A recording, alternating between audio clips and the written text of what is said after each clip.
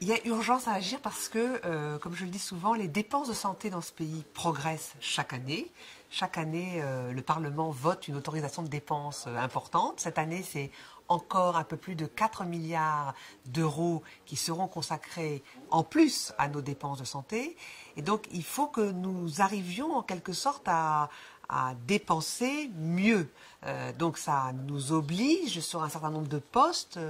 On parlait l'année dernière des médicaments, aujourd'hui on parle des arrêts de travail, peut-être demain nous parlerons des transports.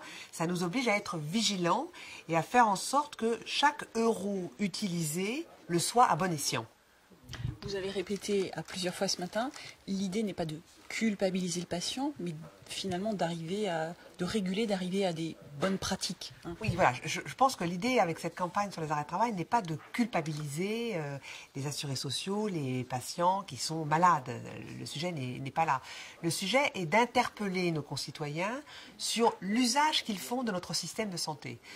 Encore une fois, nos dépenses croissent, elles vont continuer de croître à la fois sous le coup du développement très fort des pathologies chroniques, mais aussi sous le coup des progrès médicaux, médicamenteux qui sont j'allais dire, nécessaires pour la prise en charge notamment du cancer, mais pas exclusivement, aussi des maladies rares.